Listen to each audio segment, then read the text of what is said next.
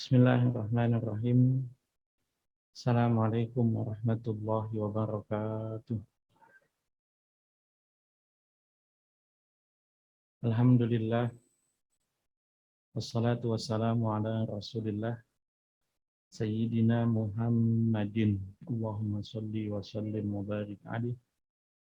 Ibni Abdillah wa ala alihi wa sahbihi wa mawalah wa man tabi'ahu ila yaumil qiyamah wa la hawla wa la quwwata illa billahi amma ba'd. Rabbi shrah li sadri wa yassir li amri wahlul 'uqdatam min lisani yafqahu qawli. Subhanaka la ilma lana illa ma 'allamtana innaka antal alimul hakim. Hadirin hadirat, Bapak Ibu, kajian Kamis Zuhur Masjid Syariah Asih yang mudah-mudahan dirahmati oleh Allah Subhanahu wa taala. Amin amin Allahumma amin. Alhamdulillah pada siang hari ini sama-sama kita bisa berkumpul, bersilaturahim, bermuajahah, beriktikaf. Mari sama-sama kita niati iktikaf kita ini dengan niatan thalabul ilmu. Kita akan bahas tentang rukun sholat. Apa sih rukun itu? Dalam bahasa Arab, rukun itu artinya bagian mendasar, punya beberapa arti. Rukun bisa berarti sudut, bisa. Rukun bisa berarti pilar, bisa juga. Rukun juga bisa berarti bagian mendasar.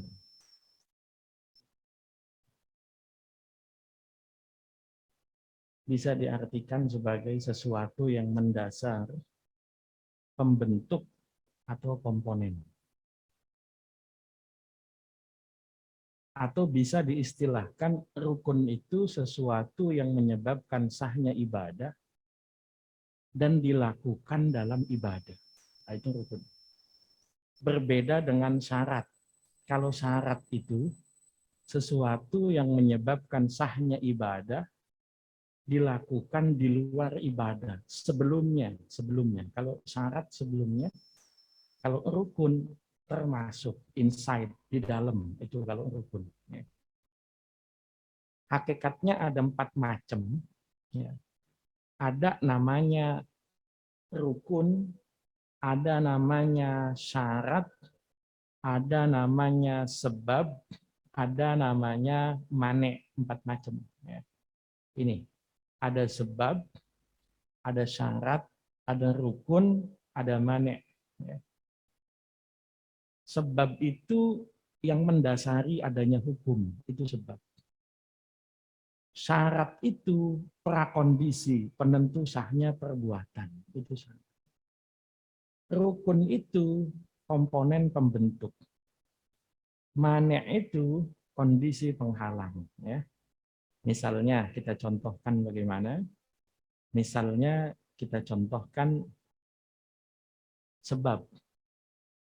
Sebab itu sesuatu yang mendasari adanya hukum. Misalnya, apa sebabnya sholat? Sebabnya sholat karena sudah masuk waktunya. Itu sebabnya sholat. Sekarang pukul 13.14, jam 1:15. Kita sudah selesai melakukan ibadah sholat zuhur. Sudah. Maka kita belum wajib sholat asar karena belum masuk waktunya. Belum masuk. Maka sebab sholat, sebab wajibnya sholat adalah masuknya waktu. Kalau waktu belum masuk, sholat belum wajib. Waktu belum masuk, sholat belum wajib. Sama. Puasa juga begitu. Kapan puasa wajib? Puasa wajib malam 1 Ramadan. Puasa. Maka diumumkan oleh pemerintah, Kementerian Agama, bahwa esok Ramadan malam ini kita mulai taraweh. Misalnya baru wajib masuk 1 Ramadan.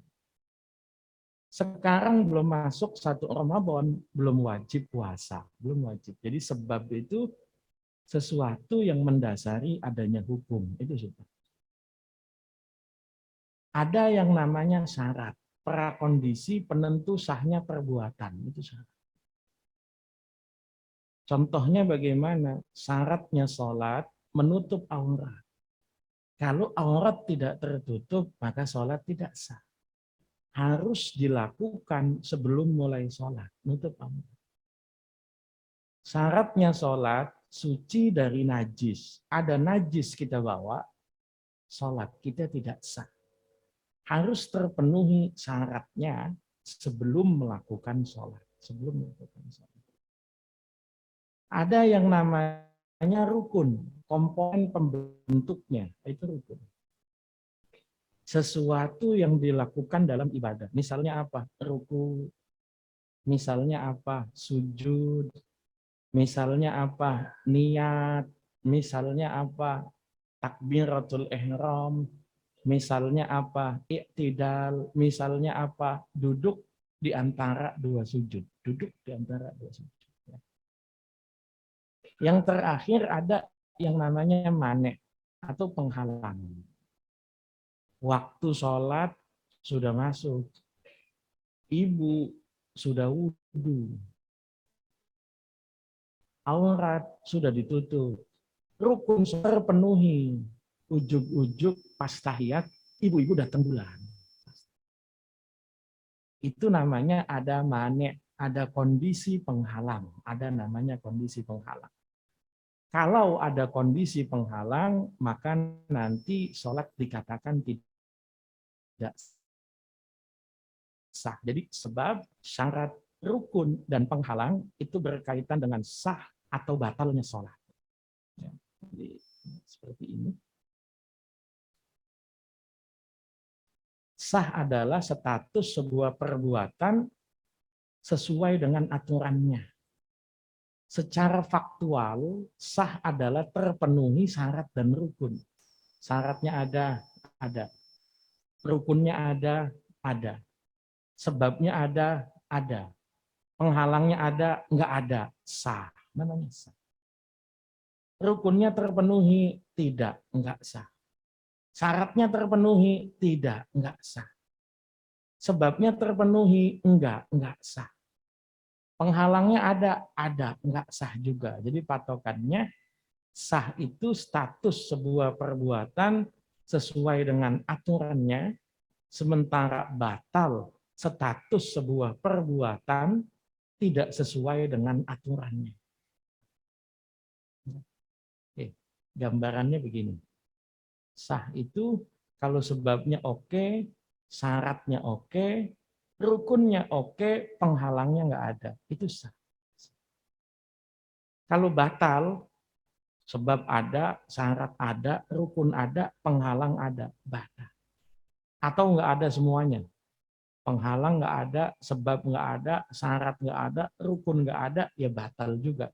Pokoknya yang bisa bikin sah, itu kalau sebabnya ada, syaratnya ada, rukunnya ada, penghalangnya nggak ada. Itu berarti sah. Oke, sekarang kita mulai masuk pada rukun sholat. Sering orang kalau nanya, rukun sholat ada berapa?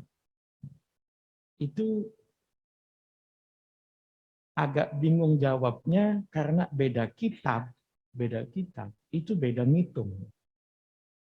Kalau kita belajar di Safinatun Najah, yang paling populer, rukun sholat 17 rukun.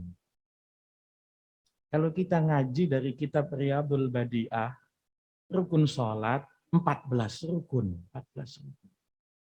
Kalau kita ngaji takrib sesuai dengan acuan bahasan fikih kita, rukun sholat ada 18.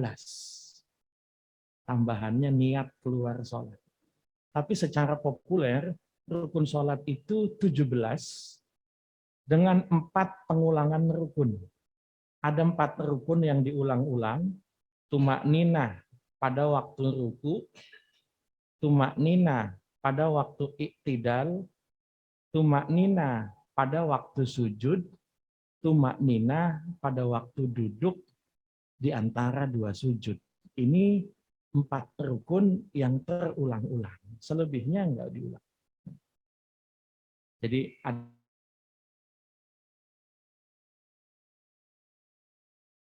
itu ada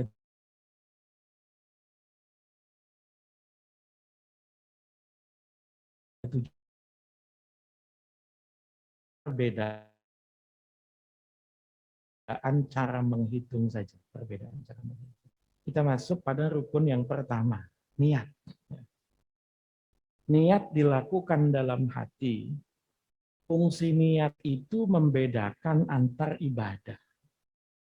Misalnya nih, ada yang datang ke ruangan ini, sholat 2 rakaat. Kita nggak tahu. Apa dia sholat 2 rakaat itu sholat tahiyatul masjid? Bisa. Apa dia sholat 2 rakaat itu sholat ba'diyah? Tadi udah sholat zuhur, belum sempat ba'diyah.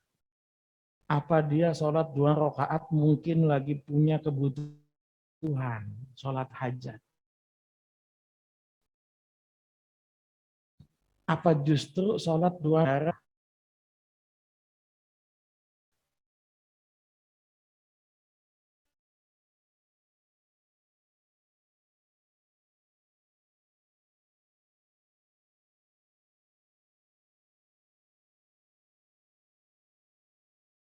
Jadi kalau ditanya tadi 2 rakaat selalu itu yang sholat, niatnya bagaimana? Yang membedakan jenis ibadah wajib atau ibadah sunnah itu juga niat. Apakah dia ibadahnya ibadah wajib, apakah dia ibadahnya ibadah sunnah, yang membedakan itu niat. Kita niat usolli fardhu zuhri, jadinya sholat wajib karena ada fardunya di situ. Tapi kita niat usolli sunnataz zuhri ba'diyatan, jadinya ba'diyah. Jadi yang membedakan wajib ataupun sunnahnya, jenis-jenis ibadah, atau antara ibadah dengan yang bukan ibadah, itu niat. Mandi, kita semua tadi berangkat mungkin mandi. Tapi yang membedakan mana mandi yang punya nilai ibadah dengan mandi yang tidak punya nilai ibadah, itu niatnya. Nah, yang paling repot itu, orang sebetulnya bahasannya sudah telat sih, tapi masih saja ada yang membahas apa hukumnya melafadzkan niat di setiap ibadah. Kalau kita belajar sholat, umumnya dari kecil ada satu buku populer ya, yang warna ungu itu, nah, panduan tuntunan sholat, kalau nggak salah karangan Dr. Andes Muhammad Rifai, itu dari zaman dulu itu, orang belajar sholat makanya itu. Itu sama, mirip dengan bahasan takrib mirip. Atau kalau kita belajar sholat, diajari orang tua kita di TK, itu biasa diajarkan mengucapkan niat. Mengucapkan. Misalnya sholat apa? Sholat subuh. Usolli fardhu subhi ini mustaqbilal kiblati. Kalau dia menjadi makmum, adaan makmuman lillahi ta'ala Allahu Akbar. Dari kecil diajari seperti itu. Tapi belakangan ini mulai banyak orang yang menggugat itu. Emang Nabi sholatnya pakai usolli? Ada aja. Ya, oke. Niat itu letaknya dalam hati. Letaknya dalam hati. Diucapkan boleh, tidak diucapkan juga boleh. Nggak ada masalah. Niat kita ucapkan boleh, niat tidak kita ucapkan boleh. Kenapa kita mengucapkan niat? Sering saya bahas, kemampuan otak manusia membayangkan banyak hal sekaligus itu susah. Susah sekali. Misalnya saya ngomong begini, mungkin sering saya contohin. Ibu-ibu, kita beli nasi rames di warung makan. Lauknya, ayam gorengnya 3, ikan kembungnya 5, tahu gorengnya 10, es teh manisnya 3, teh angetnya 2, kerupuknya 5, sate udangnya 10. Bayangin sekaligus coba. Kita bayangin sekaligus puyeng nggak bisa, tapi kalau dituntun pelan-pelan. Es teh manisnya 5, teh tawarnya itu sama seperti niat.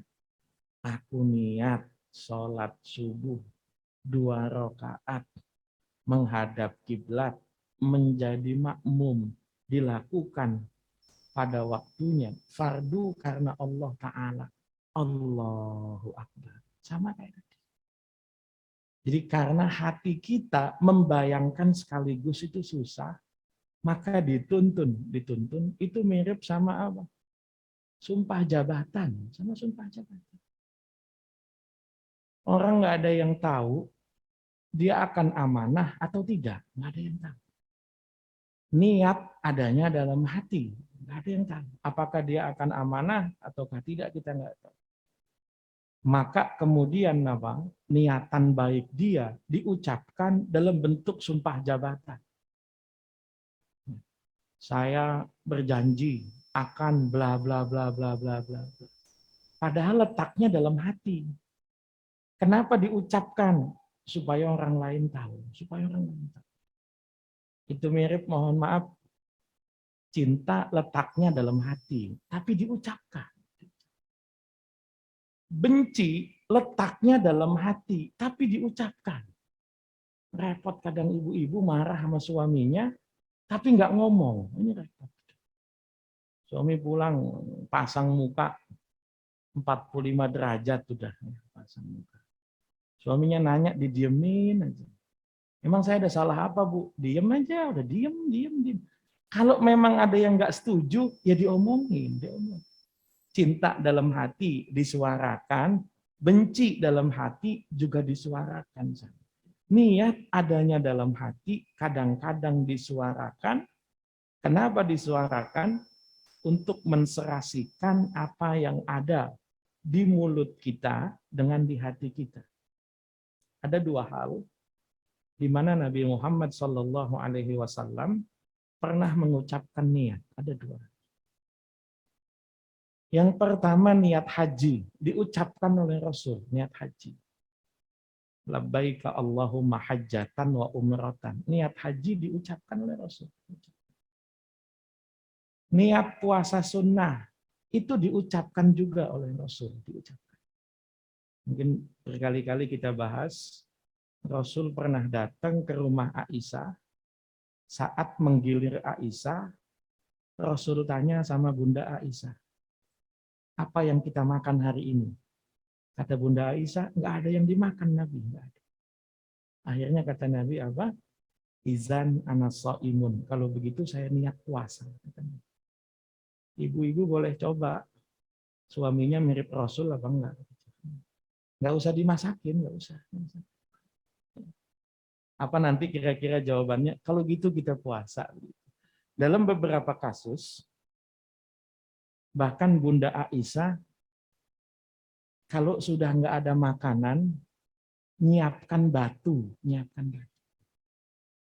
Kenapa nyiapkan batu? Karena Rasul kalau lama sudah berpuasa, sabuknya kendor. Sabuk yang kendor itu diganjel pakai batu. Ibu-ibu mau coba suaminya kayak Nabi apa enggak? Sama. Di piringnya kasih batu itu ya. Kira-kira batunya diapain itu ya? Oke. Dilempar ke muka istrinya bagaimana itu ya? Oke.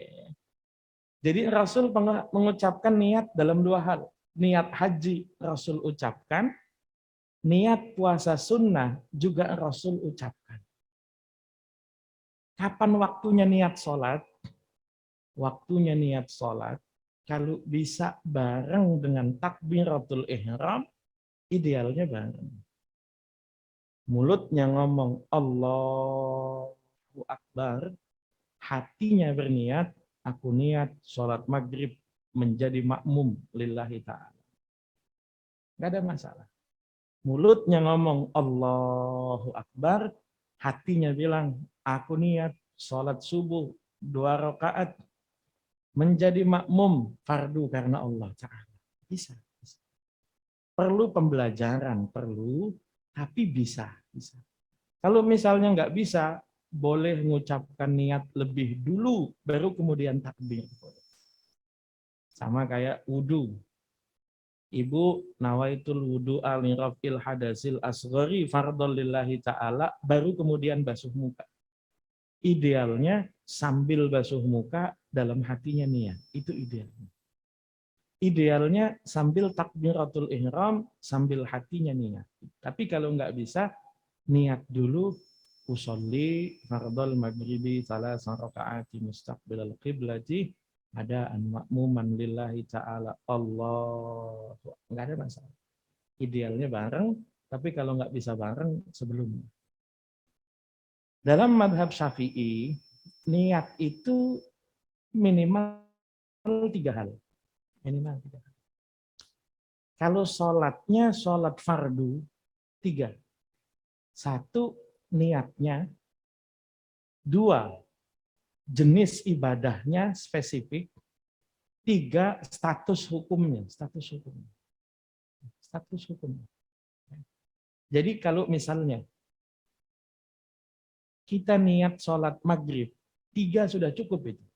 Usolli fardhal maghribi. 3. Usolli fardhal, itu sudah cukup. Misalnya kita niatnya sholat subuh, 3 macam cukup sudah. Usolli fardhas subhi, sudah cukup. Misalnya kita niat sholat isya, 3 macam saja. Usolli fardhal isya'i, sudah cukup. Kecuali kalau berjamaah, harus ada makmuman atau imaman. Harus ada makmuman atau imaman.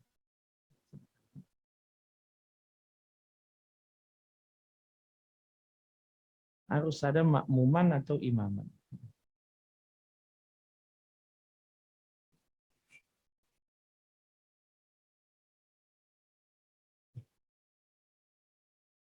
Jadi kalau tidak berjamaah, sholat sendirian, 3 macam cukup. Usolli fardhal maghribi, barengan dengan takbir itu bisa. Allahu Akbar, dalam hatinya usolli fardhal maghribi, itu bisa. Usolli fardhas subhi, dalam hati barengan dengan takbir itu bisa. Usolli fardhal Allah, barengan itu bisa. Bisa, nggak ada masalah. Barengan itu bisa. Maka apa? Kalau berjamaah, tambah 1. Kalau jadi imam, baca imaman, niatkan menjadi imam. Kalau jadi makmum, niatkan menjadi makmuman. Yang harus niat itu makmumnya. Imam boleh niat, enggak niat jadi imam boleh, enggak masalah. Imam enggak niat jadi imam enggak masalah, tapi makmum harus niat jadi makmum. Ini kayak kasus begini. Bapak, Ibu sholat sendirian. Allah. Di tengah-tengah kita sholat, ada yang tepok dari belakang. Kita waktu awal sholat tadi, niatnya sendirian. Waktu awal sholat tadi, niatnya sendirian. Tapi di tengah jalan, kemudian apa? Kemudian di tengah jalan itu, ada orang yang nepok pundak kita, dia pengen berjamaah dengan kita. Bisakah kita mengupgrade niat kita? Bisa. Jadi begitu ada yang nepok pundak kita, cukup dalam hati imaman lillahi ta'ala. Cukup. Soalnya kalau enggak kita yang rugi, Bu. Kita jadi imam, tapi kita enggak dapat pahala berjamaah. Makmumnya jelas, niat berjamaah, makmumnya jelas. Ya. Tapi kalau imamnya ini apa namanya, harus niat, di-upgrade niatnya enggak ada masalah. Di-upgrade niatnya enggak masalah. Jadi untuk niat itu minimal dia 3 hal. Untuk sholat fardu. Ada usollinya, ada fardonya, ada jenis-jenis sholatnya. Oke. Sebelum saya lanjutin pada rukun berikutnya, kalau ada yang mau bertanya, silakan.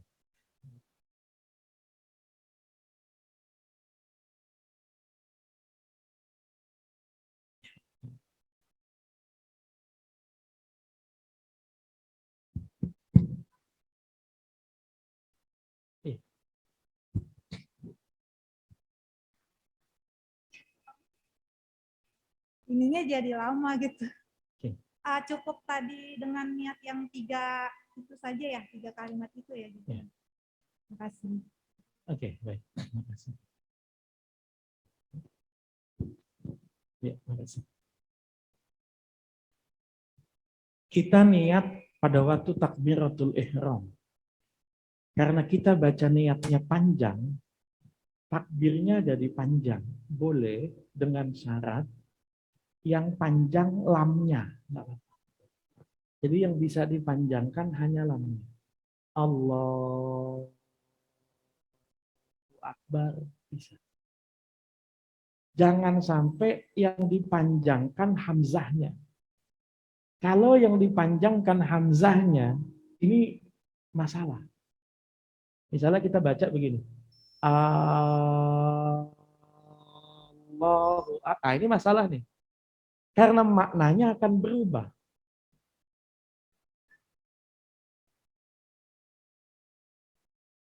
Iya. Enggak apa-apa.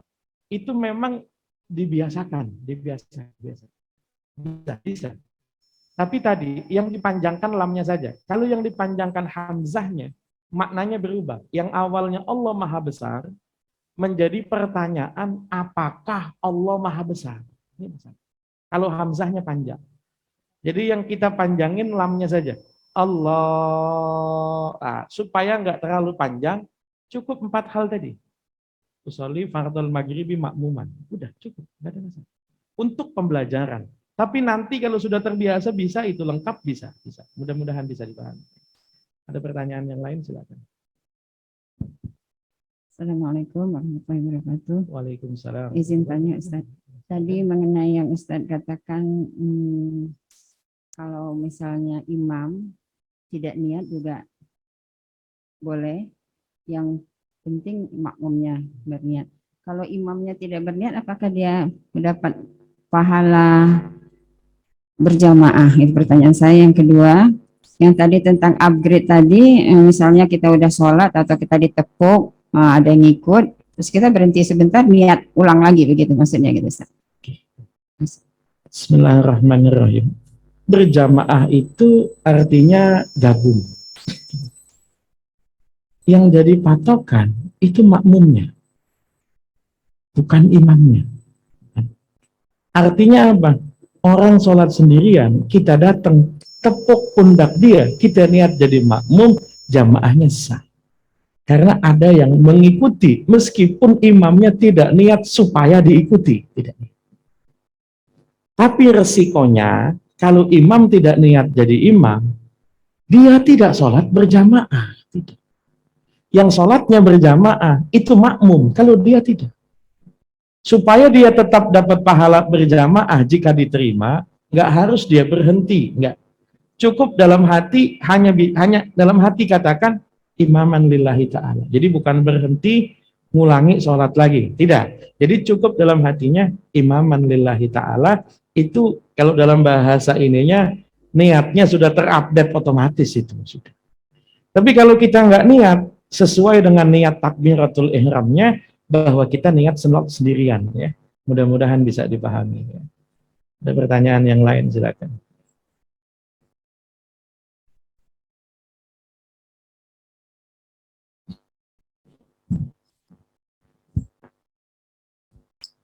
Assalamualaikum warahmatullahi wabarakatuh. Waalaikumsalam warahmatullahi Mereka wabarakatuh. berjamaah Ustaz. Ya. Seseorang sholat sunnah, ba'da atau qobla. Yang masbuk nggak tahu, ini orang sedang bersolat fardu atau sunnah. Nah, jamaah mau ikut, sikap kita sebagai yang menjadi imam, itu bagaimana Ustaz? Bagus. Baik. Sholat sunnah itu 2 macam. Ada sholat sunnah yang dari zaman dulunya memang sudah berjamaah. Idul Fitri dilakukan sendirian boleh, dilakukan berjamaah lebih baik. Bab kadang-kadang ada pas Idul Fitri kok pas dapat sip, pas tugas misalnya. Waduh, nggak lebaran dong. Ya tetap lebaran. Sholatnya bagaimana? Ya, sholat 2 rakaat diniati Idul Fitri. Nggak berjamaah nggak apa-apa, nggak apa-apa. Yang penting nggak usah pakai, nggak usah. Jangan sholat sendirian, ujuk-ujuk megang tongkat bicara sendirian. Nah ini kasus ini. Di sholat jamaah itu ada yang dari masa Nabi sudah dilakukan berjamaah, ada yang di masa Nabi dilakukan sendirian, tapi kita boleh berjamaah atau tidak. Contohnya sholat tasbih. Sholat tasbih itu dulu dilakukan sendirian. Kalau ada orang sholat tasbih berjamaah, apakah sholatnya sah? Contohnya sholat duha. Sekarang banyak di SD atau di sekolah-sekolah, sholat duha berjamaah. Saya juga nggak paham tuh. Duha berjamaah itu ada imamnya itu bagaimana? Atau contohnya sholat rawatib. Di masa Nabi dilakukan sendirian, tapi misalnya dilakukan berjamaah, apakah boleh atau tidak? Dalam pendapat madhab Syafi'i, sholat sunnah yang dilakukan sendirian di masa Nabi, dilakukan berjamaah boleh. Meskipun afdolnya sendirian. Jadi kalau ada orang berjamaah qobliyah atau berjamaah ba'diyah, boleh, nggak ada masalah. Meskipun afdolnya sendirian, afdolnya sendirian. Sikap kita sebagai imam ya sederhana, kita sholatnya sholat qobliyah atau kita sholatnya sholat ba'diyah. Tapi ada yang nepuk pundak kita, jamaahnya sah. Apakah kita perlu mengupdate niat kita atau tidak? Sebaiknya nggak usah. Meskipun sah berjamaah, tapi afdolnya memang tidak berjamaah. Itu beda. Kalau misalnya sholat sunnahnya memang sunnah berjamaah. Contoh. Saya sholat taraweh. Saya masbuk sholat taraweh. Imam sudah salam, saya masih kurang 1, saya naik lagi 1. Ada yang baru datang, belum sholat isya. Maka dia akan nepuk pundak saya, tapi makmumnya niat sholat isya. Sementara saya niat sholat taraweh. Bisakah saya niati berjamaah? Bisa. Karena sholat saya yang asal memang bisa berjamaah. Ya. Jadi nggak ada masalah. Kalau sholatnya sholat kayak taraweh yang memang ada berjamaahnya, kita ditepuk misalnya, kita niatin jadi imam nggak ada masalah. Tapi kalau yang sholatnya memang tidak ada berjamaahnya, seandainya niat jadi imam boleh, tapi afdolnya tetap sholat sendirian. Mudah-mudahan bisa dipahami. Assalamualaikum Ustaz. Waalaikumsalam warahmatullahi Kalau sholat fardu, misalnya ini safar, jadi sholat maghrib nanti dijamak kasar dengan isya. Begitu selesai sholat maghrib ini safar ini orangnya dia langsung sholat isya, tapi ambil yang 2 rakaat di masjid itu. Kemudian ada orang yang maghrib masbuk, ada tepuk, berarti dia ikut sholat maghrib, sedang kita udah niatnya itu sholat isya. Bagaimana itu Ustaz? Ya. Jadi perbedaan niat antara imam dan makmum, kalau jenis sholatnya sama nggak apa-apa, nggak ada masalah. Sering saya temukan di tempat-tempat publik, rest area atau di terminal di mana. Itu orang kalau punya rombongan banyak, sholatnya misah-misah. Tapi misah-misah. Ini rombongan ibu-ibu majelis taklim apa? 1 bis, sholatnya sendiri nanti. Rombongan ibu-ibu dari tempat lain, sholatnya sendiri. Yang kadang-kadang bikin kita bingung. Ini kiblatnya sama, Tuhannya sama, sholatnya sama, kenapa beda-beda? Karena khawatir apa? Khawatir kita jadi masbuk, imamnya sholat asar, jamaah takdim. Kitanya sholat zuhur, nggak ada masalah. Jadi imam sholat asar, jamaah takdim, kitanya sholat zuhur, tidak ada masalah karena jenis sholatnya sama. Jenis sholat yang beda tuh gimana? Imamnya sholat jenazah, kita sholat zuhur. Ini nggak nyambung ini. Karena kita tungguin rukuknya kapan, nggak ruku-ruku. Kita tungguin sujudnya kapan, nah ini jenis sholatnya beda. Atau imam sholat gerhana, kitanya sholat subuh. Ini juga nggak nyambung. Karena rukuknya akan 2 kali, kemudian lagi berdirinya 2 kali. Kalau jenis sholatnya sama nggak apa-apa. Saya sholat isya, jamaah takdim. Ditepuk sama makmum yang akan sholat maghrib, nggak ada masalah. Kecuali kalau jumlah sholat imam lebih panjang daripada jumlah rakaat makmumnya. Imamnya sholat isya, makmumnya sholat maghrib, sama-sama dari awal. Ini masalah. Karena begitu rakaat ketiga imam masih bangun, nah dia sudah waktunya tahiyat. Tapi kalau jumlah rakaatnya sama, atau jumlah rakaatnya imam kurang daripada rakaat makmumnya, itu hukum berjamaahnya sah. Mudah-mudahan bisa dipahami.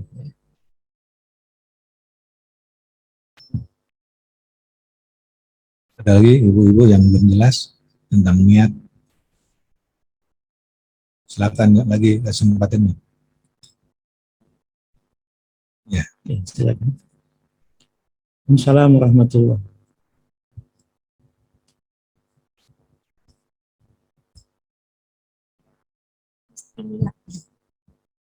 Adakah contoh ibadah yang tidak mesti niat gitu? Adakah ibadah yang tidak perlu niat? Iya. Oke. Ada banyak hal yang kadang-kadang ibu tidak niatin, tapi sudah jadi ibadah. Masakin buat suami, ada niatnya? Aku niat masak goreng ikan kembung, nggak ada. Tapi tetap dinilai, sebab yang dinilai ketaatan seorang istrinya. Oke.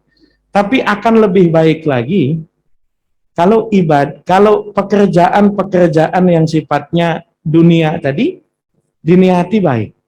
Contoh, ibu tidur kan nggak pakai niat. Tidur itu pekerjaan yang mubah, tapi kalau tidurnya kita niati, saya tidur sore jam 8 supaya malam bisa bangun. Tidurnya diniatin lebih awal supaya malam bisa qiyamul lail, jadi ibadah.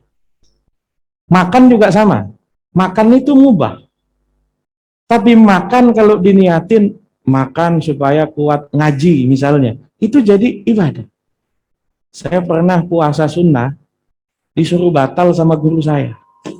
Gara-garanya ngaji ngantuk. Sengaja panggil sama kiai. Kenapa kamu ngantuk? Puasa kiai. Buka aja, buka. Puasa kamu belum tentu diterima, bodohnya udah pasti katanya. Ya orang ngantuk nggak dapat ilmu kan? Bodohnya pasti, puasanya belum tentu diterima, belum tentu. Maka disuruh buka itu ya. Karena dengan apa namanya kita makan minimal punya energi, kemudian bisa apa? Nyerap ilmu kan begitu ya. Jadi ada ibadah yang tanpa niat, ada. Ketaatan istri pada suami itu nggak butuh niat, sudah dinilai gitu ya kan. Tapi akan lebih baik kalau pekerjaan-pekerjaan mubah tadi diniati. Mudah-mudahan bisa dipahami. Ya, sama-sama. Ada pertanyaan yang lain silakan. Assalamualaikum Pak Ustadz. Assalamualaikum warahmatullahi wabarakatuh. Bagaimana kalau orang itu sedang sholat sunnah, terus kita menepuk untuk sholat maghrib 3 rakaat, itu bagaimana? Terima kasih. Jadi Ya, orangnya sholat qobliyah maghrib, ya. kitanya sholat Maghrib. maghrib, nggak ada masalah. Karena ketika nanti imamnya kemudian apa namanya tahiyat akhir, status kita masih tahiyat awal. Kita cukup naik 1 rakaat. Cuman kalau nanti apa hukumnya saya sholat makmum sama jamaah yang masih qobliyah sementara masjidnya belum qomat? Nah, ini kan beda lagi. Soalnya begini, pernah ada orang di masa Rasul. Rasul lagi sholat subuh. Ada 2 orang datang ke masjid, nunggu temennya mungkin, ngobrol. Akhirnya, Nabi ketika selesai sholat dipanggil. Kenapa kamu berdua nggak sholat bersama dengan kami? Jawabannya apa? Kami udah sholat, Nabi, di rumah tadi udah sholat. Kalau udah sholat, ngapain datang ke masjid? Ngapain kamu nunggu dalam masjid? Ini sering ya, orang-orang kadang-kadang mau jamak qashar, nggak ikut jamaah sama imam, tapi ngumpulnya di masjid. Kalau mau tentukan poin kumpulnya di mana. Kita kumpul di sini dulu, nanti selesai jamaah masjidnya, kita baru masuk. Jadi jangan berada di masjid, tapi kemudian dia nggak sholat. Kan efeknya begitu. Kita udah sholat berjamaah sama makmum yang ternyata lagi qobliyah. Giliran qomat kita bingung. Kita sholat lagi apa enggak ini? Nah itu ini masalahnya kan di situ sebetulnya ya. Tapi kalau sholat berjamaah ini hukumnya sah, nggak ada masalah. Mudah-mudahan bisa dipahami. Ada pertanyaan yang lain? Ya silakan.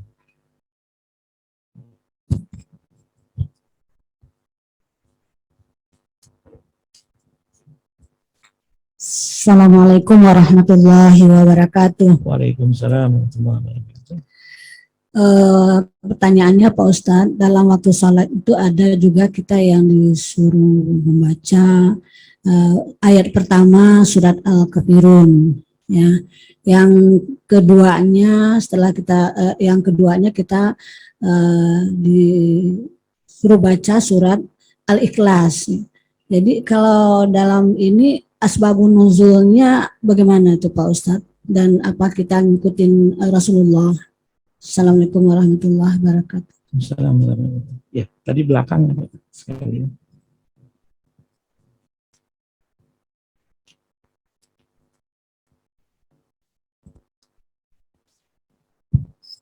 Bismillahirrahmanirrahim. Assalamualaikum warahmatullahi wabarakatuh. Waalaikumsalam warahmatullahi wabarakatuh. Pak Ustadz mau tanya ini Pak Ustadz, untuk sholat berjamaah, kalau yang zuhur kemudian asar kan tidak dilafatkan untuk imamnya. Kita sih nggak masbuk, tapi pada saat kita kan baca dulu iftitah, ternyata imamnya cepat, kita baru setengah Al-Fatihah.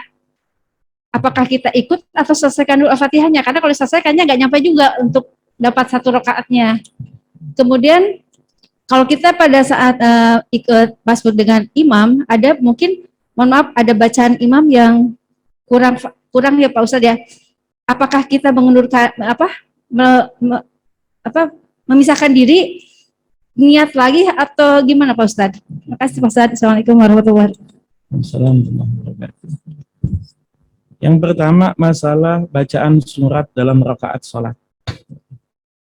Apakah ada tuntunan khusus dari Nabi tentang surat-surat yang dianjurkan dibaca ketika sholat? Sahabat yang banyak diperhatikan model pembacaan suratnya Nabi itu yang jamaah dalam jumlah besar. Sholat Jumat polanya relatif sama. Sholat Idul Fitri, Idul Adha polanya relatif sama. Baca apa? Al-Qamar itu. Atau kalau kepanjangan baca apa? Baca Al-A'la, Sabbihisma Rabbikal A'la, sama rakaat keduanya Hal Ataka Haditsul Ghasyiyah. Itu pola yang diperhatikan oleh sahabat dari bacaan suratnya Nabi. Adapun yang lain-lainnya, pertama misalnya Al-Kafirun, yang kedua Al-Ikhlas, atau pertama Al-Insyirah, Alam Nasrah, yang kedua Al-Fil, Alam Taro, ya. Atau yang pertama Qul a'udzu birabbil falaq, yang kedua Qul a'udzu birabbin nas, itu relatif sifatnya pilihan. Tapi pola yang paling sering itu kalau sholat Jumat, Idul Fitri, Idul Adha, Sabbihisma Rabbikal A'la dan Hal Ataka Haditsul Ghasyiyah. Atau sholat witir, Sabbihisma Rabbikal A'la, lalu kemudian dilanjutkan dengan Mu'awwizatain sama Al-Falaq, An-Nas, dan Al-Ikhlas itu. Itu pola yang lebih sering. Ya. Kalau sholat harian, ya pilihan macam-macam. Meskipun ada satu sahabat yang hobi baca kulhu. Kulhu aja. Rakaat pertama kulhu, rakaat kedua kulhu. Nah, itu juga ada itu. Itu pernah dikomplain juga sama sahabat yang lain, dilapori ke Nabi. Nabi ini ada orang jadi pemimpin saat satu pasukan perang begitu. Itu hobinya baca kulhu aja. Pertama kulhu, kedua kulhu. Laporin ke Nabi. Apa jawabannya Nabi? Nabi bilang, tanyakan sama dia, kenapa dia hobi baca kulhu? Dia jawab, li'anahu yastamilu ala sifatir rahmat. Saya suka baca kulhu karena kandungan maknanya. Suka baca kulhu karena kandungan maknanya tentang tauhid, tentang sifat-sifat Allah. Ini kadang-kadang beda sama kita. Kita juga hobi baca kulhu, bukan kandungan maknanya. Karena cepat itu, ya cepat itu, cepat ya. Itu paling sering, oke ya. Jadi sifatnya pilihan saja, pilihan saja. Oke. Kemudian yang kedua tadi, masalah kalau ada pertanyaan pertamanya tadi apa? Masbuk tertinggal bacaan Fatihah. Ini penting buat kita. Doa iftitah baru benar-benar berani kita baca kalau kita yakin waktunya cukup. Kalau kita yakin waktunya nggak cukup, kita nggak baca doa iftitah. Nggak baca. Imam itu ada imam yang sudah kita kenal, ada imam yang belum kita kenal. Imam yang sudah kita kenal, kita bisa ngitung bacaan Fatihah dia, kita bisa ngitung. Ada imam yang kalau baca Fatihah gaspol, ada. Terutama kalau terawih. Terawih nggak usah baca doa iftitah, nggak usah baca. Ya. Atau sholat jenazah, nggak usah baca doa iftitah, nggak usah baca doa iftitah, nggak usah. Kalau imam nggak kita kenal, kemudian bacaannya sir, bacaannya pelan, kita nggak tahu, tidak dianjurkan buat kita baca doa iftitah, nggak dianjurkan. Kecuali kalau kita sudah rutin tiap hari datang. Oh imam ini saya baca iftitah cukup waktunya, cukup waktu. Kalau kita nekat baca iftitah, ternyata baru iftitah imam sudah ruku. Itu kita bukan masbuk. Ya, kita menyia-nyiakan waktu yang cukup untuk baca suratul Fatihah. Apa yang mestinya kita lakukan? Langkah paling terbaik, ikut imam, imam salam, tambah 1 rakaat. Itu langkah terbaik. Langkah kedua, boleh coba-coba nggak apa-apa. Fatihahnya sampai mana? Fatihahnya sudah ihdinas siratal mustaqim. Imam ruku. Sisa 1 ayat lagi. Boleh kita telat 2 rukun panjang, boleh. Nggak apa-apa. Jadi kita sama imam telatnya 2 rukun panjang, boleh. Nggak apa-apa. Nggak ada masalah. Imam ruku, kita masih baca ayat, boleh. Imam berdiri iktidal, kita masih baca ayat, boleh. Tapi imam sujud, tentukan sikap. Pengen sholat sendiri, apa pengen berjamaah? Jadi langkah terbaik, kalau menurut saya, Allahu Akbar, imam ruku, kita baru Ar-Rahmanir-Rahim, ruku aja. Nanti tambah 1 rakaat. Oke. Yang kedua, kalau kita sholat, kemudian imam dalam pendengaran kita, bacaannya kurang tepat. Ini 2 hal ini. 1, kita cukup yakin apakah lidah dia yang salah, apakah kuping kita yang salah. Bisa di antara 2 ini. Saya pernah punya teman yang nggak mau temennya jadi imam. Saya tanya, kenapa emang? Dia kalau baca dotnya nggak jelas, saya dengernya tok. Jadi bukan baca waladhdallin, waladtolin katanya. Saya bilang yang salah bukan mulut dia, kupingnya situ yang salah. Saya dengernya waladhdallin, aman kok. Jadi masalahnya 2 hal. Apakah lidahnya imam yang salah, ataukah kupingnya makmum yang salah? Pastikan dulu. Yang kedua, kita sudah yakin kuping kita benar. Oh imam ini salah, imam ini. Perhatikan, apakah dia salah baca surat, ataukah dia salah baca Fatihah. Kalau salah baca Fatihah, itu rukun. Paten itu. Tapi kalau salah baca surat, nggak ada masalah. Karena surat, bukan Fatihah. Misalnya begini, saya kadang-kadang, kalau nggak yakin benar, itu sengaja sholatnya nunggu amin. Sebab kalau sudah amin, berarti aman. Tadi bacaannya begini, Ustaz. Kan saya belum takbir tadi, Mbak. Belum takbir. Sekarang yang saya dengar bacaannya rada salah, tapi bukan Fatihah. Yang rukun itu Fatihah. Surat itu bukan rukun. Seandainya surat tidak terbaca, nggak ada masalah. Penting juga buat imam, kalau baca ayat yang panjang, lalu kemudian lupa di tengah jalan, jangan siksa makmumnya. Kadang-kadang ada itu, dia tengah-tengah baca ayat, lupa, kemudian dia diam saja, ini nyiksa makmum ini ya. Atau juga diulang-ulang ayatnya sama dia, diulang, kalau udah lupa itu kepater Pak, udah nggak bisa. Ya, balik lagi ke atas masih lupa, itu ya. Kalau saya jadi makmumnya, saya subhanallah udah itu. Subhanallah kata saya, udah itu. Jadi surat itu sunnah saja. Jadi kalau misalnya ada yang salah, bagaimana kalau yang salah Fatihah? Kalau yang salah Fatihah, kita niat memisahkan diri. Memisahkan diri dalam hati. Terlihat oleh orang lain, kita masih berjamaah. Jangan sampai mentang-mentang misahin diri, mufarokoh, imam masih baca surat, kita udah ruku. Imam masih sujud, kita udah salam. Nah, ini ngajak berantem kalau ini. Jadi, seandainya kita mutus berjamaah dengan imam, cukup dalam hati. Aku niat mufarokoh, putus jamaah sama imam. Mufarokoh niat mutus jamaah dengan imam dalam hati, tapi terlihat oleh orang seolah-olah kita masih apa? Seolah-olah kita masih berjamaah dengan dia. Saya pernah Pak dalam satu perjalanan mampir di satu musola, itu pas dengar bacaan imamnya, masya Allah. Saya mufarokoh, tapi kemudian sesudah salam saya nyesel. Saya berani menghakimi imam hanya dengan satu kali dengar. Sementara jasa dia merawat ini musola puluhan tahun tidak pernah kita nilai. Orang kadang-kadang kan merawat musola puluhan tahun, 40 tahun, itu nggak pernah kita nilai. Tapi kesalahan dia baca. Kesalahan baca bisa dua macam. Bisa memang nggak belajar, bisa memang sudah belajar, tapi begitu bisanya. Allah ciptakan, lidah manusia beda-beda. Orang Betawi, itu nggak bisa ngomong zo, nggak bisa. Zo, za, semuanya jim.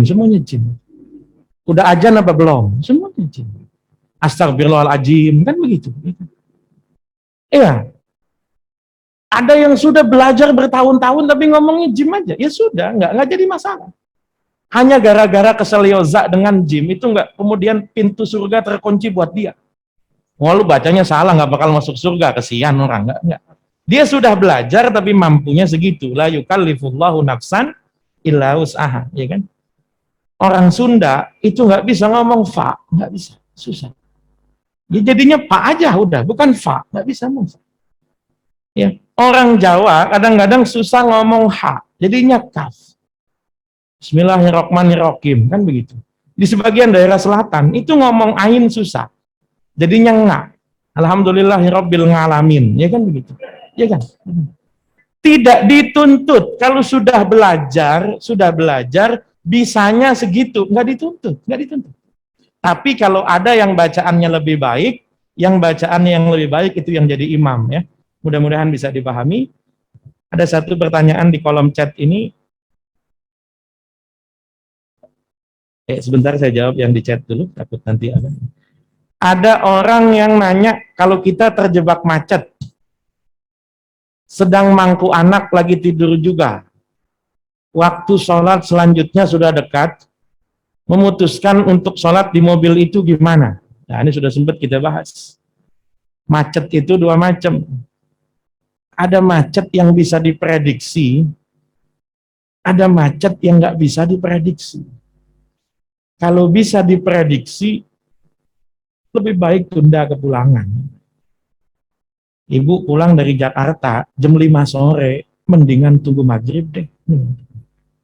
Daripada resikonya nggak bisa berhenti, nggak bisa. Kecuali kalau kita yakin bisa berhenti di mana. Kalau kita yakin bisa berhenti, nggak apa-apa. Kalau macetnya tidak bisa diprediksi, kita lihat di maps aman, pas sampai tengah jalan macet. Kita bisa sholat lihurmatil wakti. Sholat kita tanpa wudhu yang sempurna, tanpa gerakan yang sempurna, kita niat sholat lihurmatil wakti namanya. Nanti sampai tempat tujuan, kita bisa mengulangi sholat dengan sempurna. Atau, kalau jarak tempuhnya jauh, kita bisa niat jamak takhir, kita sholat, kita gabung di tempat tujuannya. Mudah-mudahan bisa dipahami. Ada pertanyaan yang lain? Bu, silakan.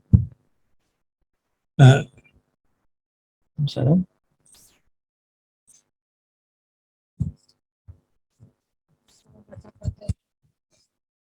Di dalam sholat,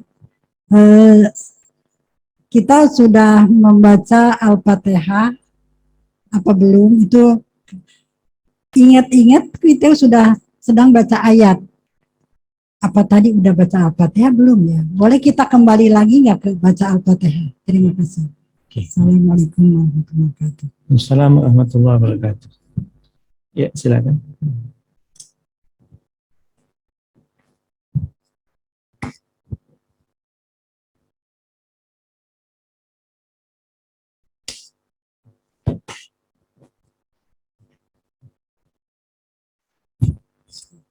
Assalamualaikum warahmatullahi wabarakatuh. Waalaikumsalam. Saya akan bertanya terkait masalah tentang sholat menjadi imam.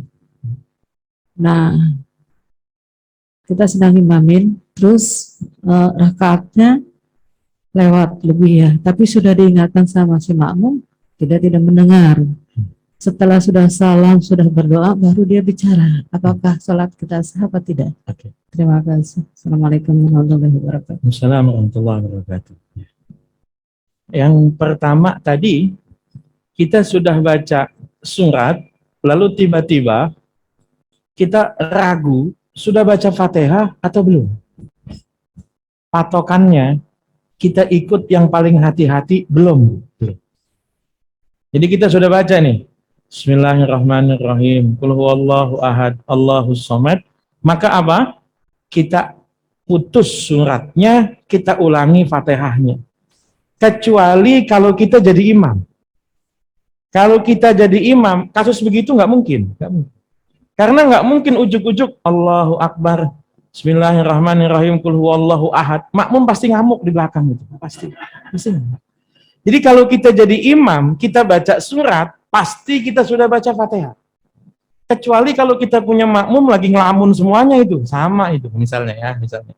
Jadi kalau kita sholat sendirian, kita kembali lagi baca Fatihah, tapi kalau kita jadi imam, kemungkinan besar keraguan-raguan kita tidak berdasar. Ya, jadi kita lanjutkan baca surat, tapi kalau kita sholat sendirian, ulangi baca Fatihah. Kita jadi imam, jumlah rakaatnya lebih, nggak apa-apa, sah. Yang repot itu kalau jumlah rakaat kurang. Kalau jumlah rakaat lebih, nggak apa-apa, makmumnya sudah ngingetin. Ini yang jadi masalah nih kadang begini. Makmum ngingetin, imam nggak denger, atau kadang-kadang makmum ngingetin, makmumnya belum bener. Saya pernah lagi tahiyat akhir, ada makmum itu baca subhanallah nggak rapi-rapi. Subhanallah. Saya yakin sekali sudah 4 rakaat, yakin sekali. Tapi makmum subhanallah terus, bikin saya ragu, cuekin aja. Assalamualaikum warahmatullahi wabarakatuh. Assalamualaikum warahmatullahi. Saya tanya, kenapa kamu subhanallah? Ustadz kurang 1 rakaat. Coba tanya temennya yang lain gimana? Pas, Tad, pas. Habis ini orang dibully udah habis. Jadi pastiin kalau kita ngingetin orang, kitanya udah bener. Ini jadi masalah kadang-kadang, kita semangat ngingetin orang, kitanya belum bener. Jadi kalau misalnya kasus imam lebih kemudian sudah diingetin, itu bisa jadi ada beberapa kasus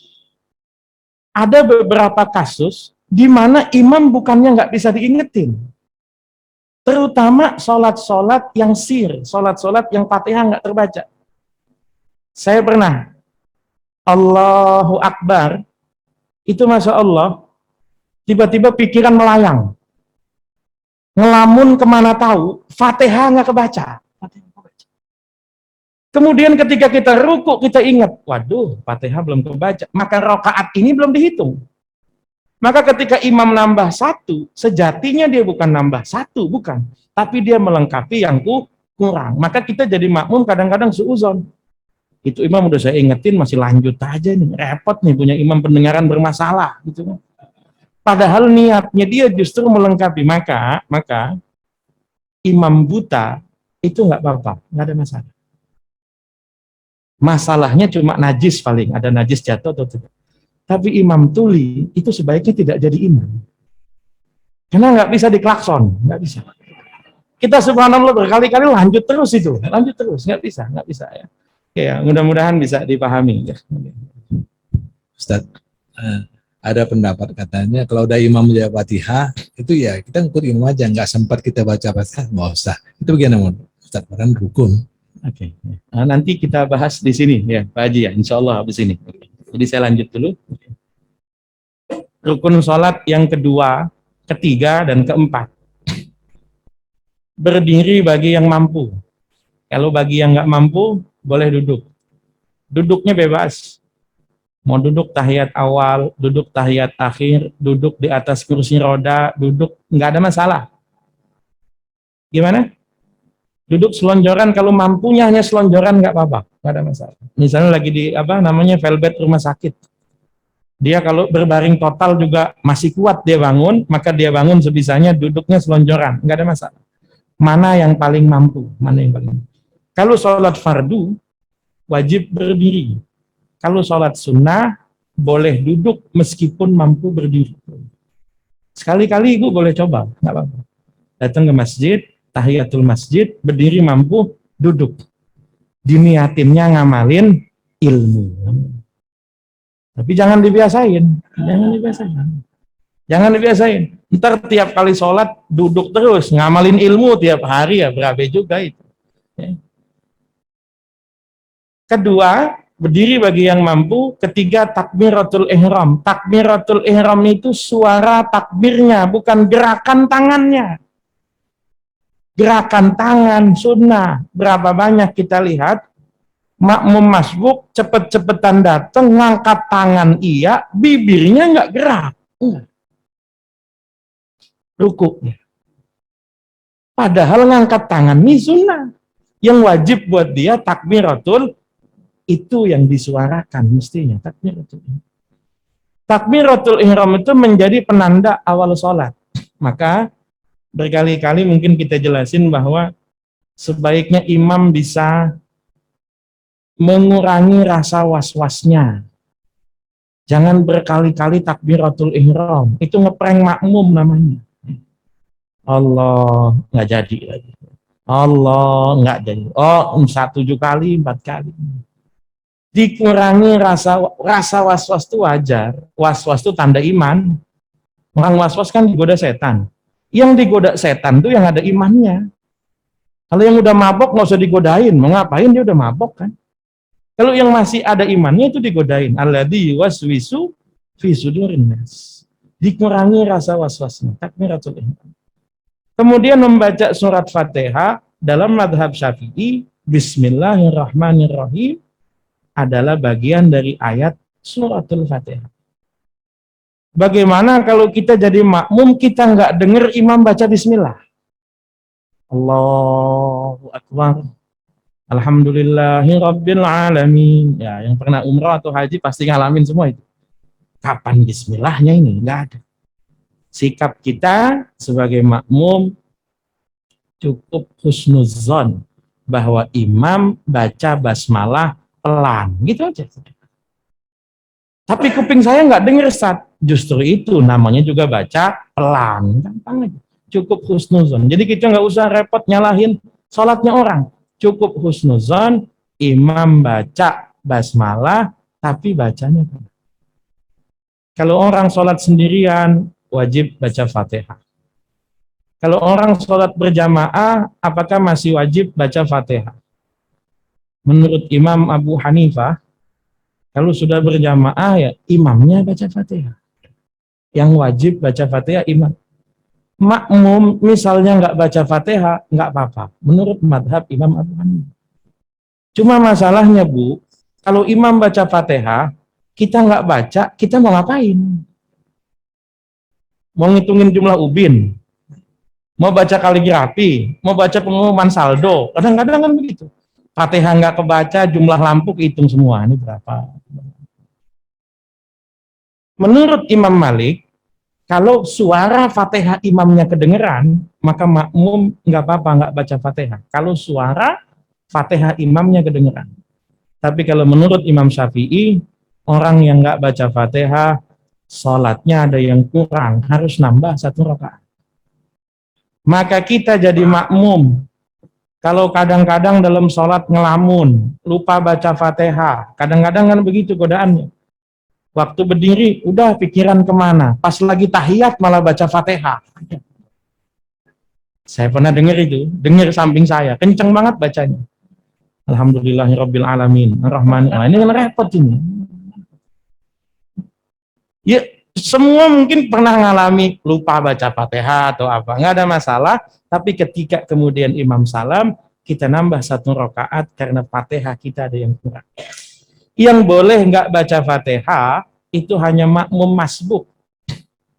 Siapa makmum masbuk? Yang ketika dia takbiratul ihram tidak cukup buat dia baca suratul Fatihah. Kita masuk pintu, imam sudah 2 ayat terakhir, injury time ini. Masuk sini, wa amma bi ni'mati rabbika fahaddis. Allah. Itu makmum masbuk. Boleh nggak baca Fatihah? Boleh. Nggak. Kalau dia sudah berada di ruangan sejak tadi, tapi menunda-nunda sholatnya, ini masalah. Datang dari pintu, imam baru takbiratul ihram, ketemu temennya. Woi, kemana aja nggak kelihatan? Habis pulang kampung. Oleh-olehnya mana? Ada di rumah, datang aja. Kemarin kondangan nggak? Waduh, hujan nggak kondangan. Saya kondangan, bahas kondangan, bahas apa. Ujuk-ujuk imam udah mau ruku, baru takbir. Ini bukan masbuk ini. Dia ada di lokasi sejak awal. Atau was-was tadi, ini bahaya juga. Imam baca Fatihah, takbirnya makmum nggak selesai-selesai. Allah. Oh, giliran imamnya minal jinnati wan nas, Allahu akbar, jadi kan modus ini, ya kan? Nggak baca Fatihah dia. Kalau memang dia niat dari tadi jadi dong, mestinya kan begitu ya. Tapi was-was memang susah ngilanginnya, jadi harus bisa ada keyakinan ya. Jadi yang bisa tidak baca Fatihah hanya makmum yang masbuk, yang ketika dia datang tidak cukup waktu yang cukup untuk baca Fatihah. Itulah kenapa saran saya, untuk sholat tarawih yang kita yakin imam bacaannya cepat, baca Fatihah dari awal nggak apa-apa. Kita udah tahu nih, imam baca Fatihah 1 nafas, baca kulhu 1 nafas lagi. Kita nungguin amin, nggak bakal bisa. Kita baca Fatihah, dia baca kulhu, suruh balapan, ya capek kita, ngos-ngosan. Maka kita bisa mulai Fatihah sejak dari apa? Sejak dari awal kali imam baca Fatihah, kita mulai baca Fatihah nggak apa-apa. Oke, sebelum kita masuk ke ruku, kalau ada yang mau ditanyain, tafadhol.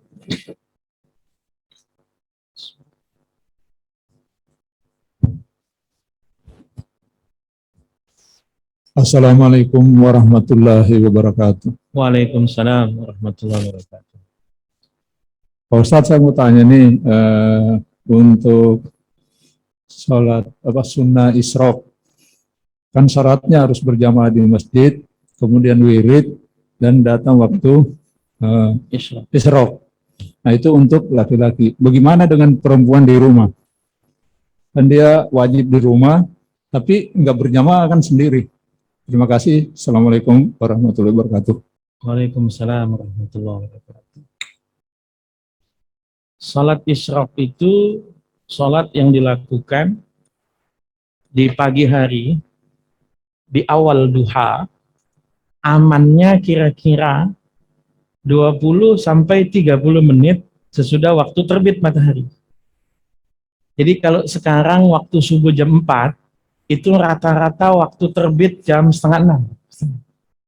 Maka kita sudah mulai bisa isyraq jam 6 atau jam 6 kurang-kurang dikit sudah bisa.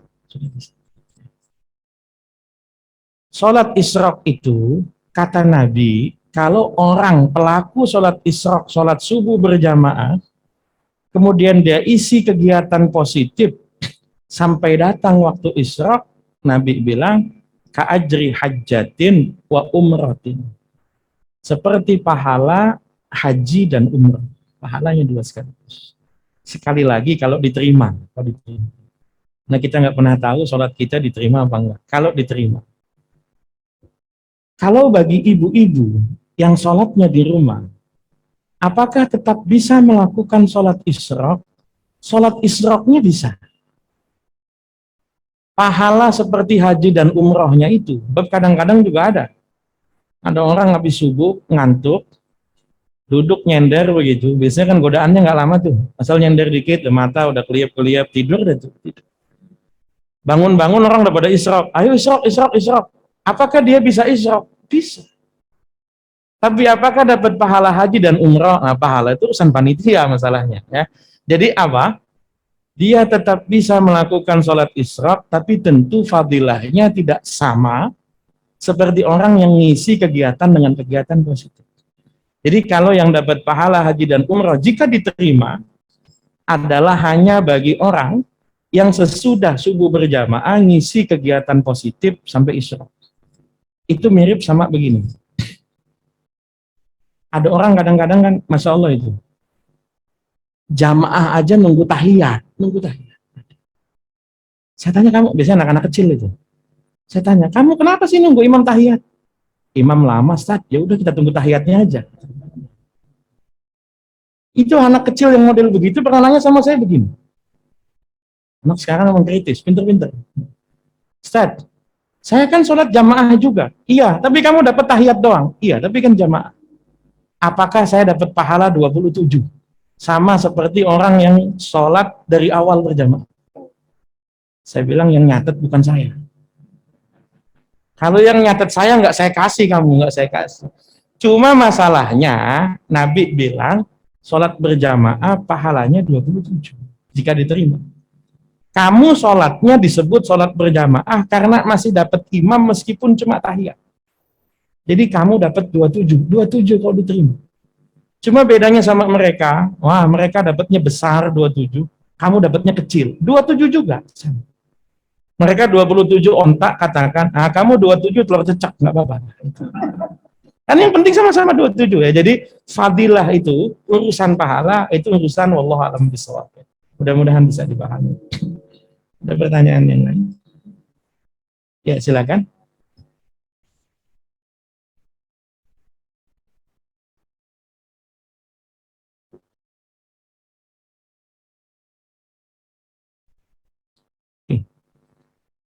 Yang paling ideal makmum dengarin sampai selesai baca amin baru mulain baca Fatihah. Itu yang ideal. Idealnya kalau bacanya tartil, kalau bacaan imam dengan bacaan makmum satu gaya, makmum pasti sempat baca Fatihah kalau imam mengikuti aturan ritme berjamaah. Begini, Bu. Ada namanya saktah, nanti ada balasannya. Saktah dalam fikih itu beda dengan saktah dalam tajwid.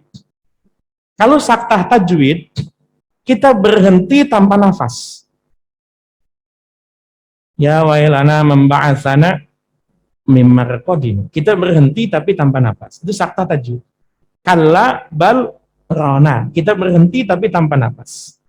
Qilaman rok. Berhenti tanpa nafas. Kalau saktah dalam sholat jamaah, jeda sejenak sebelum memulai bacaan berikutnya. Misal, Allahu Akbar, jeda dulu. Baru baca doa iftitah. Doa iftitah selesai, wa ana minal muslimin, jeda dulu. Baru baca ta'awuz. Auzubillahi minasyaitonirrajim. Jeda dulu, baru baca bismillah. Walabdolin sama amin jangan disambung, jeda dulu. Ghairil maghdubi alaihim waladdallin. Baru jeda.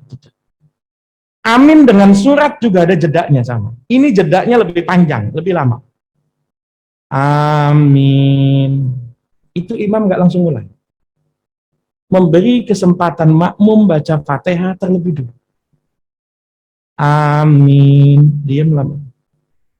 Baru kemudian Bismillahirrahmanirrahim. Jadi jangan Al-maghdubi alaihim waladdallin. Amin.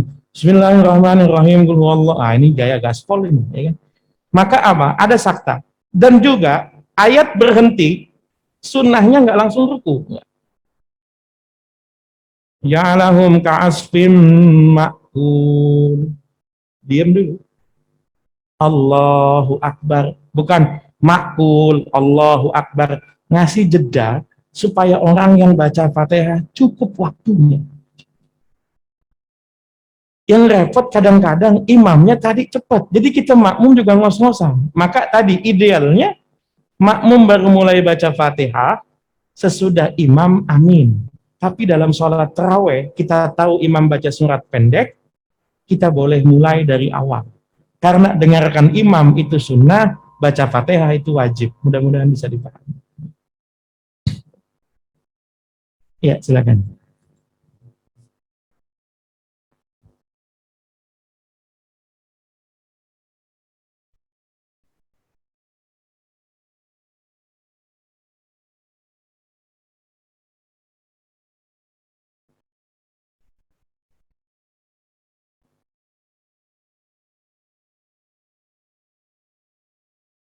Laki-laki.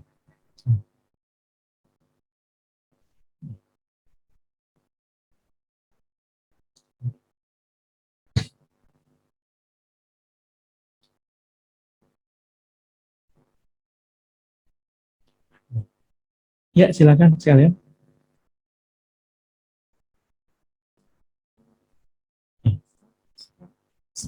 Ya, Assalamualaikum warahmatullahi wabarakatuh. Waalaikumsalam warahmatullahi wabarakatuh.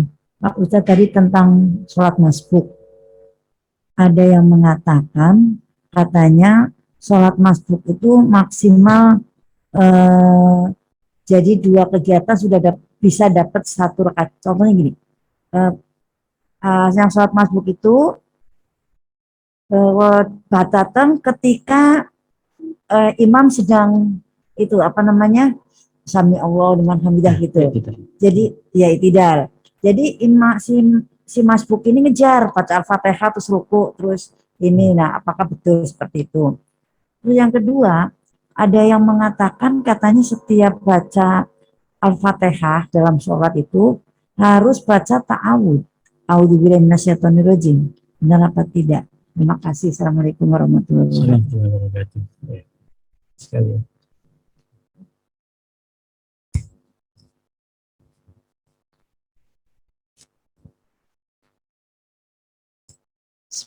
Assalamualaikum warahmatullahi wabarakatuh. Waalaikumsalam warahmatullahi wabarakatuh. Sebenarnya hampir sama dengan pertanyaan Ibu. Idealnya bagaimana Pak Ustadz bila kita datang terlambat untuk ikut jadi makmum, sedangkan imam sudah dalam kondisi ruku, kita nunggu sampai imam berdiri dulu atau kita ngejar ruku gitu. Ya, itu aja sih Pak Ustadz. Terima kasih. Bismillahirrahmanirrahim. Saya coba jawab. Pertama, apakah anak kecil bisa kita jadikan imam? Bisa kalau sudah tamyiz, bisa. Umur 7 tahun sudah bisa jadi imam, asal bacaannya benar.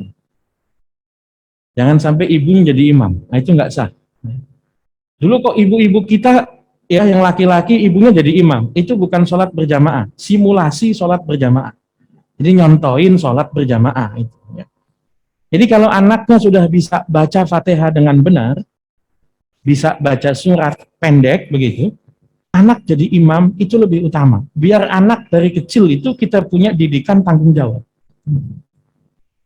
Kemudian yang kedua, apakah kalau kita jadi makmum masbuk, kita masih baca Fatihah dulu sampai kemudian imam iktidal, sami Allahu liman hamidah.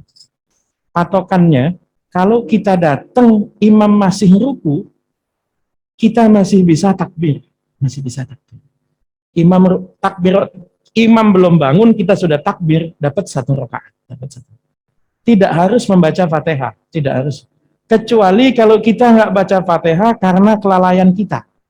Kayak tadi kita sholat ngelamun, imam Allahu Akbar, kita baru ingat belum baca Fatihah, misalnya. Kalau karena kesalahan kita, pilihannya 2 macam tadi. Apakah kita lanjut ruku bersama imam, imam salam tambah 1 rakaat, ataukah kita teruskan bacaan Fatihah, selagi imam belum sujud, kita masih bisa ikut imam. Jadi, nah, kalau kita datang imam ruku, afdolnya nunggu atau ikut ruku. Kalau bisa mulai ruku dengan tenang dan nyaman, ruku. Kadang-kadang imam baca ayat terakhir, kita masih di ujung sana. Lari-lari, ngos-ngosan. Kemudian takbir. Ini mendingan nunggu imam bangun. Karena kalau dari takbiratul ihram sudah ngos-ngosan, gimana mau khusyuk sholatnya?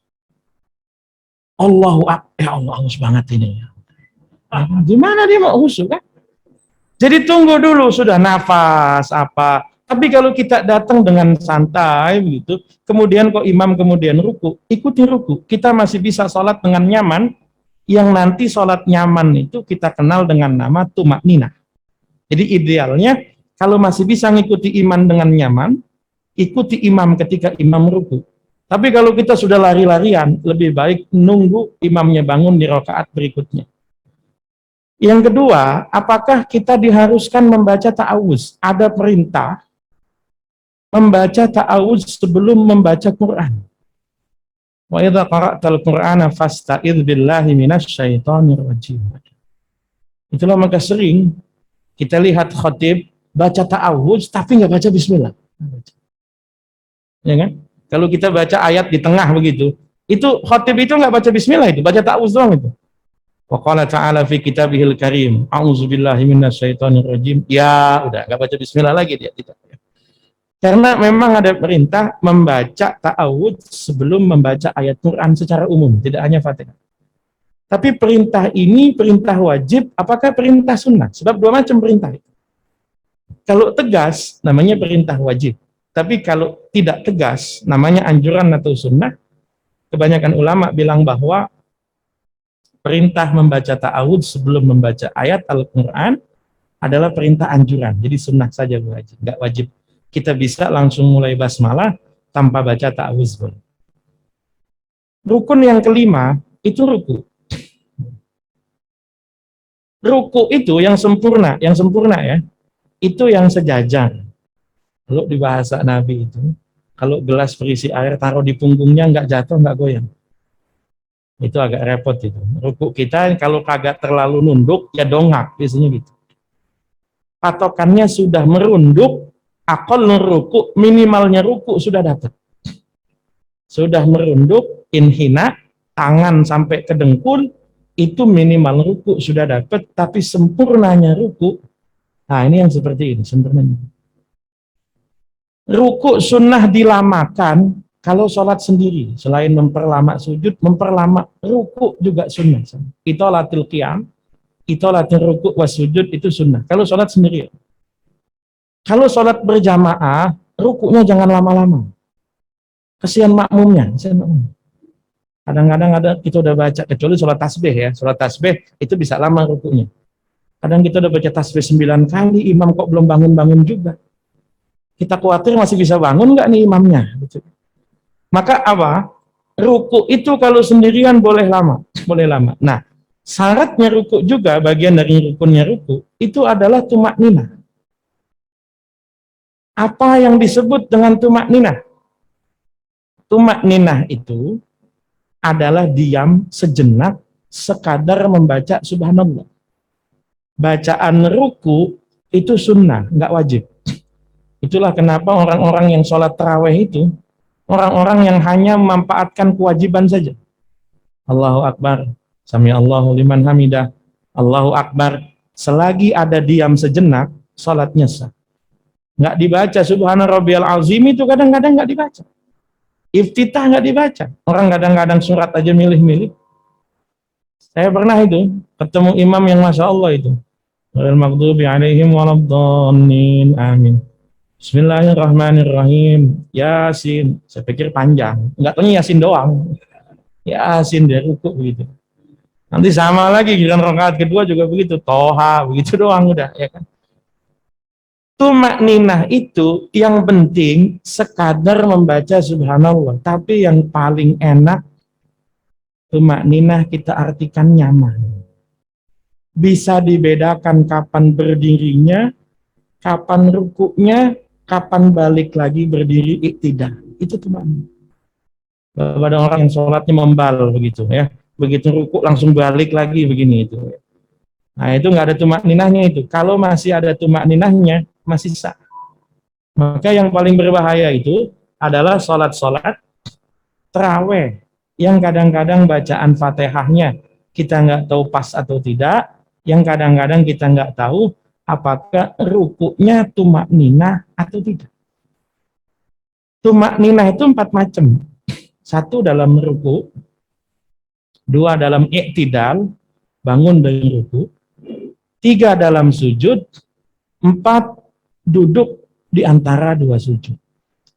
Bacaan-bacaan dalam gerakan ini sunnah. Hanya dua yang wajib dalam sholat, bacaan tasyahud akhir dan bacaan fatihah. Itu wajib.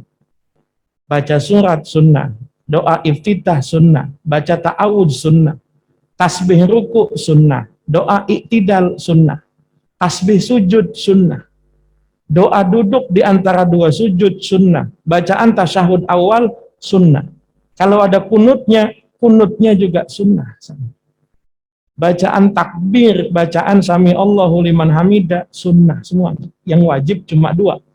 Yang wajib itu hanya membaca suratul Fatihah dan membaca tasyahud akhir. Membaca tasyahud akhir. Oke, kira-kira kalau ada yang mau ditanyakan silakan. Masalah rukuk dan tumakninah.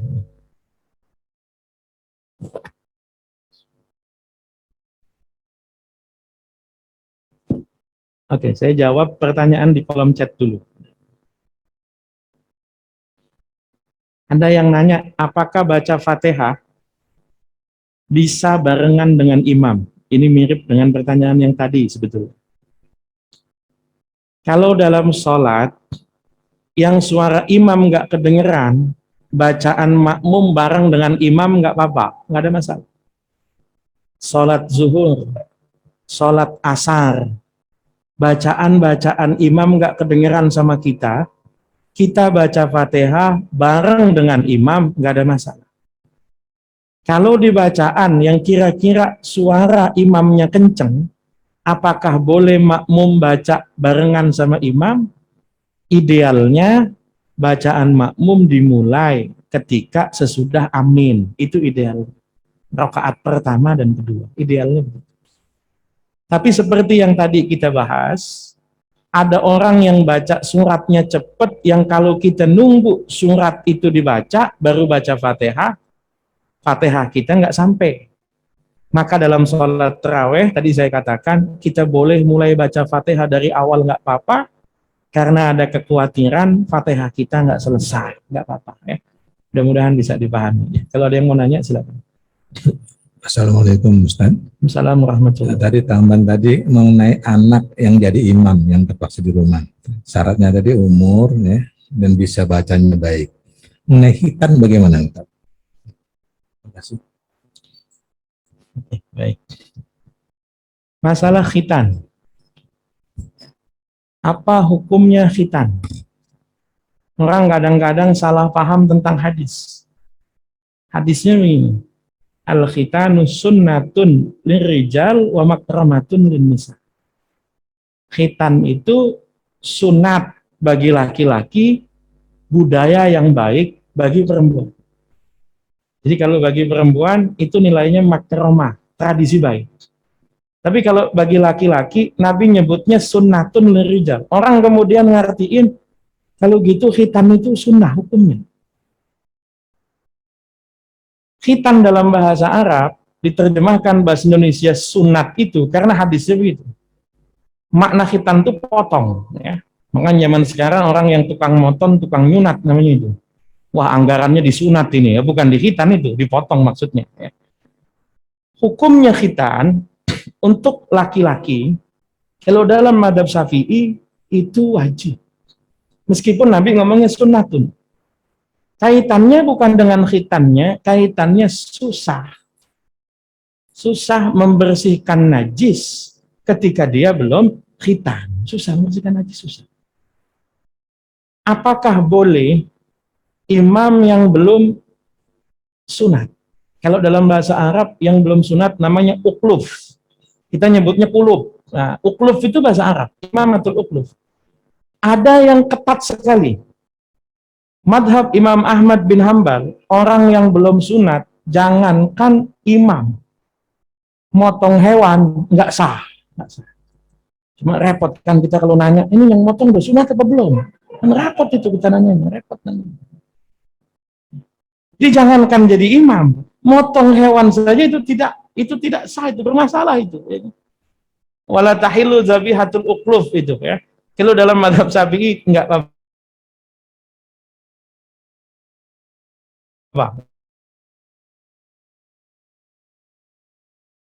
Nggak masalah ya, kalau anak belum khitan, kalau nggak apa-apa. Tapi kalau misalnya kita yakin ada najis yang nempel, maka tidak sah. Mudah-mudahan bisa dipahami. Ada pertanyaan yang lain, silakan. Boleh, Ustaz? Iya, silakan. Ada 2 pertanyaan, Ustaz. Yang pertama, bacaan salat itu adalah surat Al-Fatihah dan tasyahud akhir. Surat Al-Fatihah itu konon ada hadis mengatakan bahwa baca basmalah itu usir. Saya pernah dengar hadisnya lebih kuat katanya daripada yang baca di jahar. Yang kedua, tasyahud akhir itu yang dibaca wajibnya apa saja? Kan di sana ada komponen syahadat, ada komponen sholawat dan lain sebagainya. Demikian, Ustaz. Terima kasih. Assalamualaikum.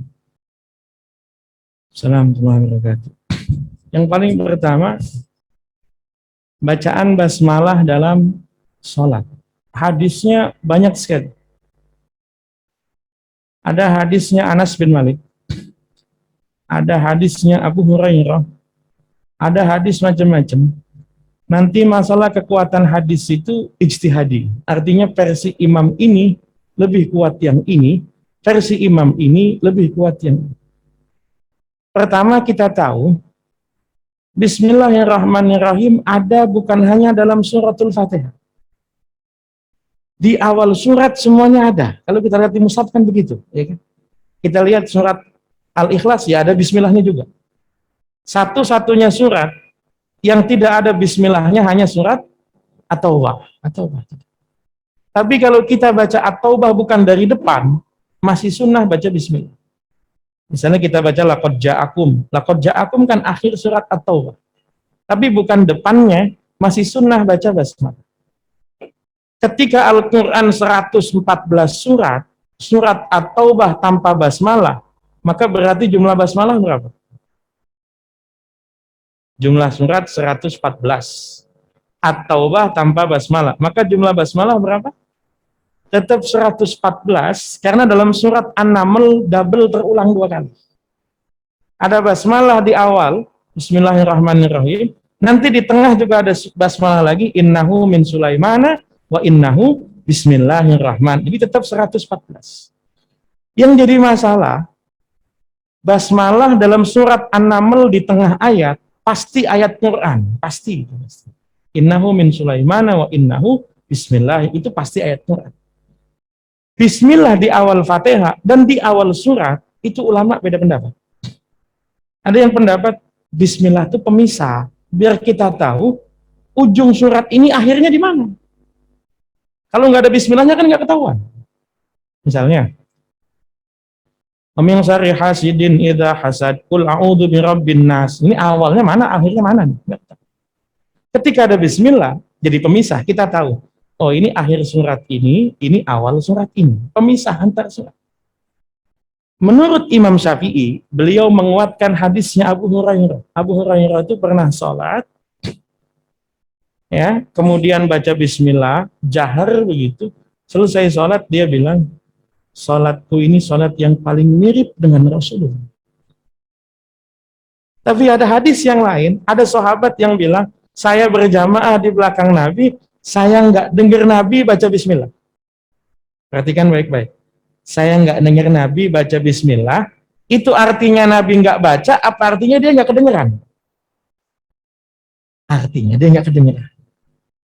Saya menjadi makmumnya Nabi, makmumnya Abu Bakar, makmumnya Umar, saya tidak mendengar mereka baca bismillah. Bahasa saya tidak mendengar, apakah berarti Nabi nggak membaca, atau berarti dia tidak mendengar? Dalam pemahaman Imam Syafi'i, berarti dia tidak mendengar. Bukannya Nabi tidak membaca. Karena bahasanya, saya tidak mendengar. Maka dalam madhab Syafi'i, baca basmalah itu wajib. Hadis yang dipakai yang ini. Tapi tidak menyalahkan pendapat lain yang mengatakan baca basmalah tidak wajib. Jadi 3 macam. Ada yang baca basmalah kenceng, madhab Syafi'i. Ada yang baca basmalah sir. Ada yang tidak baca basmalah. Kalau kita jadi makmum, imam kita nggak baca basmalah, solusinya cuma satu, husnuzon bahwa imamnya baca basmalah. Ya kan?